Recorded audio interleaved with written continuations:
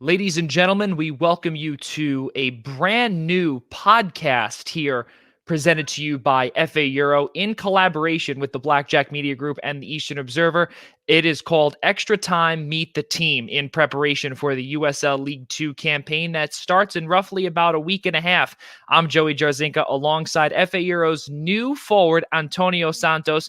Anto, how are you? And thank you so much for joining me here this afternoon. Good afternoon. I'm good, thank you. So let's get things started here. So you've gone to college at Franklin Pierce. You've also played at numerous other places. We'll get to those shortly. But let's get things started here first with the most recent events, obviously being in the world of COVID-19. How are things with you during quarantine? Let's start off with that.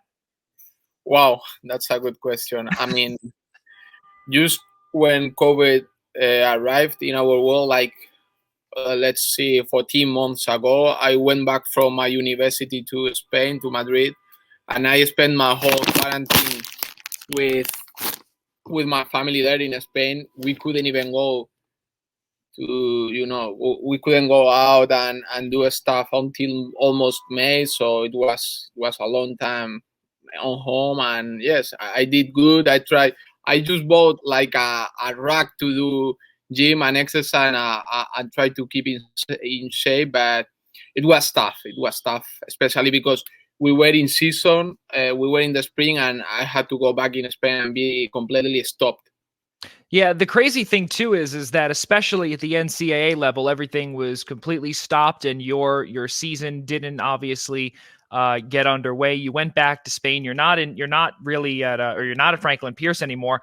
But the biggest thing here is that um, there's so many people that everything stopped for them. You had to be inside. You had to do whatnot, and I'm sure a lot of soccer fans probably were wondering how you were able to stay active when everyone told you to stay inside. Uh, what were you able to do aside from getting a few gym equipment pieces of equipment into your Yeah. place? Yes, I mean, for example, my university organized some weekly sessions to be working together as a team, doing some workouts together through Zoom or Microsoft Team. But yeah, then I also did like some workouts in the with the equipment I bought through Amazon. Yeah. But as you said, it was tough. It was really tough to keep in safe with that situation, being on home with a reduced space. So yes, at the end of the day, it wasn't like it's when you are working with your club and stuff. Yeah, it's really crazy to see how everything has progressed since then, and now obviously things here in the United States are beginning to open up and really good things. And on top of it, you're going to be playing here this summer. But before we get to a little bit about FA Euro, let's continue about with what you did during college and at the NCAA Division II level in the NE10 conference, the Northeast Division. That is where Franklin Pierce University is. You played there 2019-2020. You started in 19 games. You played in a total of 20. You tallied 7 goals. You also earned 6 assists on 52 shots. 27 of those shots were on goal. You also scored 20 points. And you also had 2 game-winning goals against St. Anselm on October 9th, 2019, and also in your exhibition contest against Wilmington, Delaware on November 23rd, 2019. That is also out of conference play. Talk about how good it was to be able to play in America, and especially at the Division II level in the NCAA. Yes, honestly, I did not know too much about how college worked before I came. Then I realized that I was playing in Division Two, not in Division One. I didn't know that there were different divisions. Anyway, I enjoyed a lot. The season I played here, I couldn't play this year, so I still played during the fall of 2019, and it was awesome. Honestly, I was expecting less level. People, especially in the physically, is pretty good. Maybe tactically, the league could improve, but the level was pretty good. And as a group, we did a really good season. We finished seventh in the country. We lost in the quarterfinals, and personally, I think I did a good season. I scored some goals. I could honestly score some more goals, but still good. I'm happy with the season, and I hope next one, which is gonna be my final season in college, I hope we can do even better. So Franklin Pierce University is where you are, and will you be returning next year for another season at Franklin Pierce? Yeah, it is. Yeah, I'll be you back. will be. Excellent. So for all of the Franklin Pierce fans that are out there watching this, as well as FA Euro, this is not the last time here domestically that you will be seeing Anto. Let's talk a little bit about what you have done outside of collegiate play, also outside of FA Euro as well. There is some places here that I see that are very familiar to some. How about Real Madrid? And then there's a few that I'm not going to even attempt to pronounce because I would probably sound way too American to say these names. But you know what? I will try one here. Alcorcon B, AD, Alcorcon B, Real Madrid, and then you have a few others here. Colmenar Viejo. My late grandmother, who is part Mexican, would be very proud of even my attempting.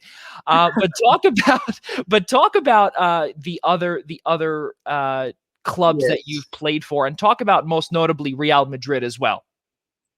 Yes, I mean, Colmenar Viejo, as you said, is my hometown team. I started there. It's a city located, let's say, 20 minutes away of Madrid.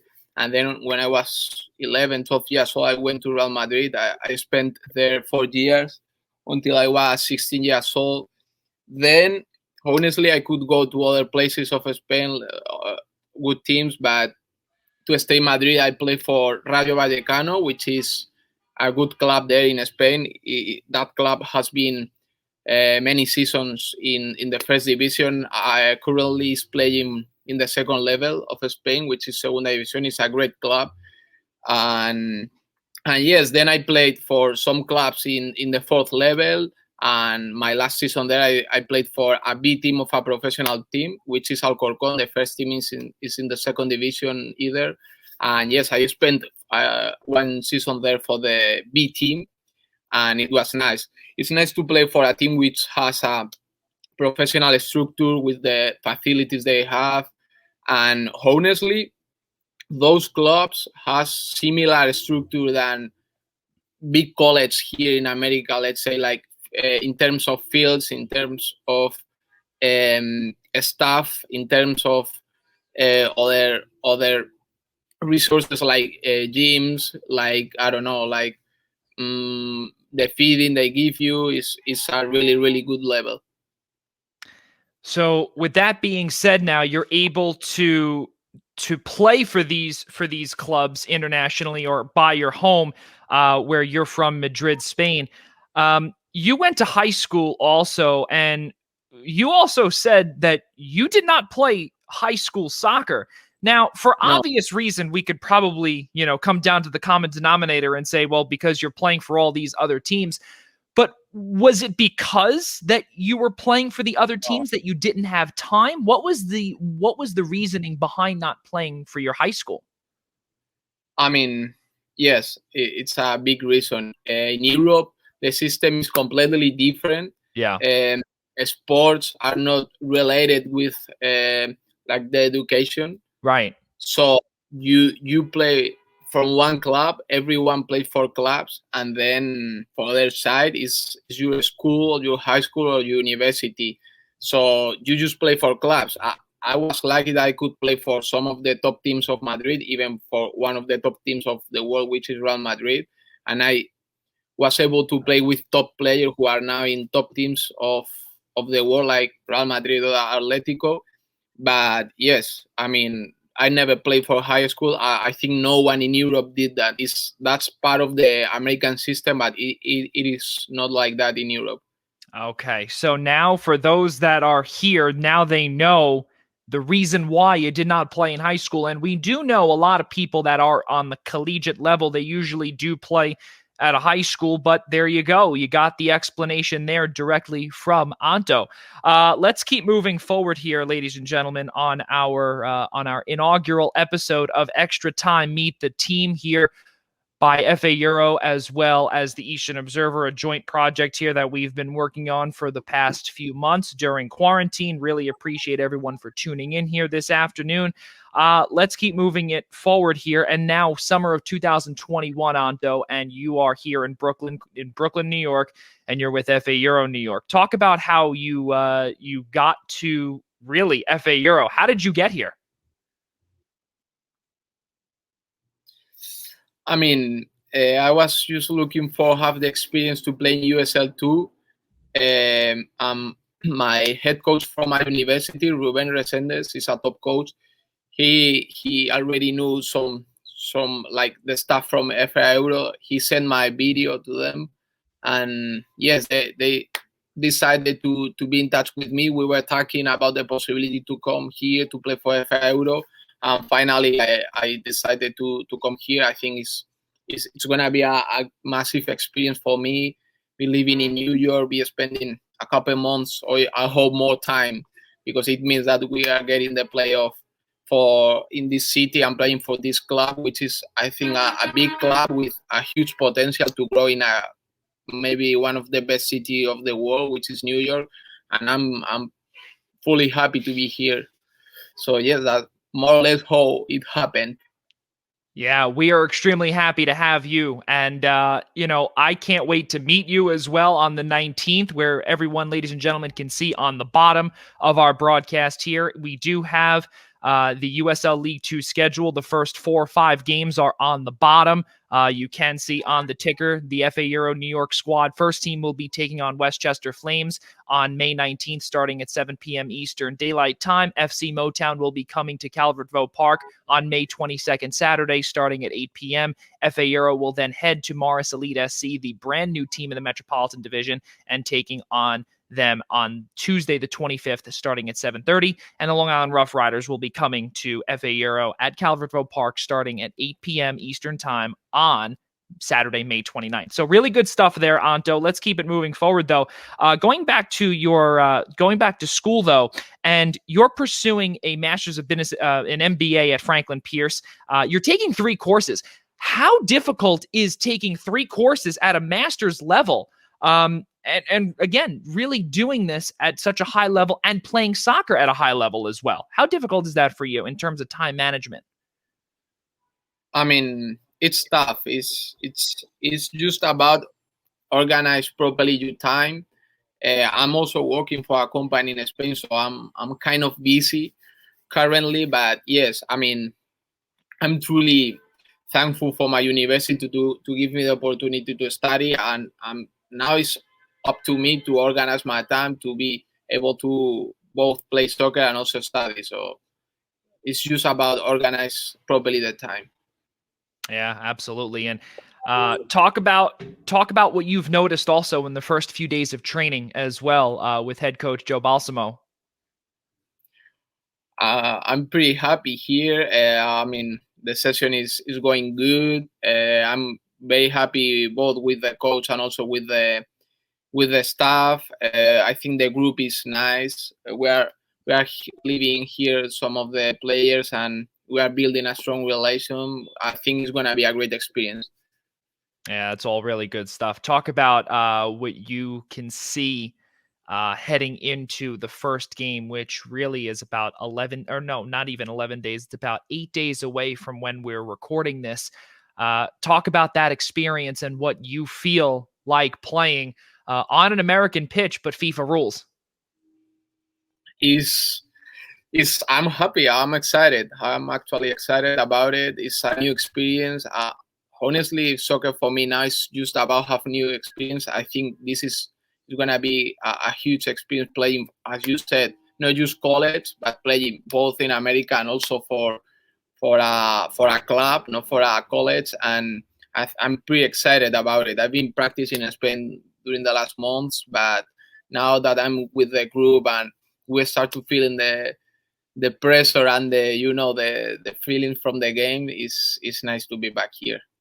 So, Anto, let's talk a little bit about your personal self. And something that all of our fans out there would love to know is a little bit more about you personally. So, let's see. You're an athletic guy. It doesn't seem like you really hang back, but maybe there's some, maybe during quarantine, you might have turned on Netflix, turned on Hulu, or turned on anything along those lines, maybe different shows, different movies. Talk about let's list maybe your top 3 movies or TV shows that you've been watching the last year or maybe most recently. Oof, that's a good question. I mean, I got Netflix, and Netflix is my best provider of movies and shows. So I kind of depend of Netflix in terms of what's movies and shows. But yes, I mean, I don't know, movies. For example, during the quarantine, I was watching The Last Dance about Oh, my yes. career, and wow, it's nice because you see how, I don't know, like roles, like how a sport team works in terms of group, in terms of coach, in terms of manage personalities, and I really love that show. Other one, I don't know, movie. Let's say, I don't know. I used to watch shows, so I don't know. Stranger Things is Yeah. also that I love, and also when I'm here in US, I'm used to watch Shameless, but Yeah. I cannot do it in Spain because it's not available. So in Spain, I got Suits. It's a movie. It's a show which is here Yep. in New York, and it's nice. But I don't know why here in US is not available. So I'm kind of, depending of where I'm living, I'm watching one of other. So it's fun. So that's pretty good. So that's pretty good. So you got Suits, Shameless, Stranger Things, The Last Dance. That's all pretty good stuff, and I can attest to all of that. That's fantastic. Uh, let's say now, I guess the next thing would be now when there's no soccer, right? Or when it's really cold outside, what are the winter activities that Anto does when it's cold outside? I mean, honestly, I could not do any of those sports or activities when I was a children or when I was younger because of my clubs didn't let me do it. So now, for example, I've been living in New Hampshire. It's pretty cold, and you know, like the snow. I like to just walk into the snow and stuff. But honestly, I prefer the sun. I prefer go to the beach and this kind of stuff. You just fly down, you just go down south and you just say, okay, well, we'll see we'll see in a couple of weeks when you have to be there, right? Yes. Yeah, that's it. Final question here on our on the extra time meet the team inaugural episode. Obviously you're an athlete, so there's got to be favorite dishes and favorite meals that you like to eat, whether it be when you're not playing or after a game. What is it to you? Maybe your top 3 dishes or meals. That's a good question. I mean, I try to don't eat too much non healthy stuff, especially when I'm in season.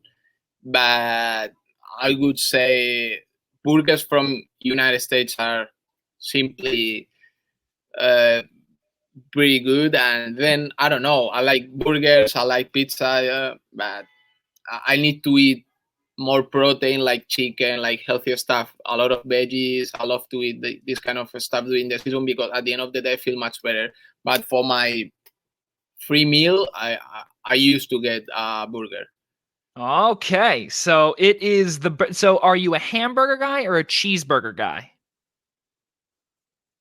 Cheeseburger. There you go. Yeah, yeah, Good. Very always. good. So the top 3 meals of Anto's free time as well as in season stuff. That is pretty good also to all of the viewers out there who possibly might be having a tough time being able to regimen that diet during in season, especially all of our FA Euro watchers out there. You just heard Anto. More protein. That is the way to go. Ladies and gentlemen, Anto Santos is our first signee as well as our first guest here on Extra Time Meet the Team. Anto, thank you so much for coming on here with us, and we look forward to seeing you play on the 19th at Westchester. Thank you, guys. A pleasure. Ladies and gentlemen, one last time, that's Anto Santos. I'm Joey Jarzynka. For all of us at FA Euro New York and the Blackjack Media Group, we'll see you next time.